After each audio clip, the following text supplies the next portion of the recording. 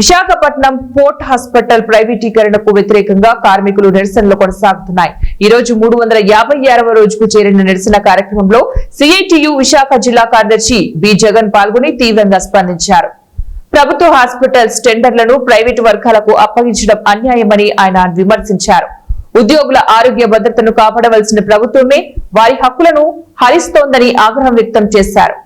40,000 కుటుంబాలు ఆరోగ్య సేవలకు దూరమవుతాయని హెచ్చరిస్తూ 1 సంవత్సరానికి సిఎస్ఆర్ నిధులను కేటాయించి హాస్పిటల్ అభివృద్ధి చేయవచ్చని సూచించారు. ఈ నిరసనలో సిఐటియు నాయకులు కె సత్యనారాయణ, బి లక్ష్మీరావు, ఎల్లారావు, శ్రీను, శంకర్రావు, రాఘవులు తదితరులు పాల్గొన్నారు. United port and dock employees union, VDLB and dock workers union secretary.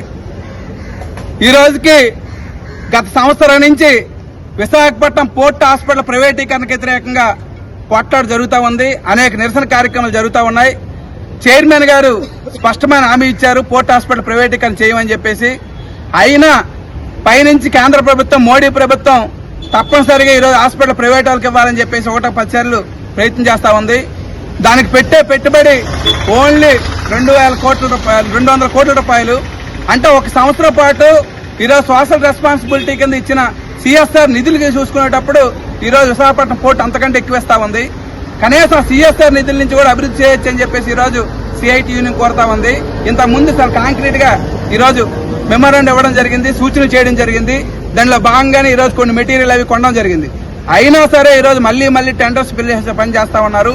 ఇప్పటికే గతసారి 10 సార్లు టెండర్లు పిలిచారు, ఎవరో రాలేదు, అక్కడ ఆందోళన జరుగుతుంది కాబట్టి మళ్ళీ ఇప్పుడు టెండర్ పిలిచే పని చేశారు.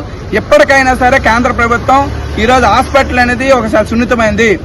ఈరోజు ఏదైతే ఫ్యాక్టరీ యాక్ట్ ఉందో, ఫ్యాక్టరీ యాక్ట్ ప్రకారం కనీస సౌకర్యాలు, వెల్ఫేర్ యాక్టివిటీ చూడాలి బాధ్యత యాజమాన్యంది.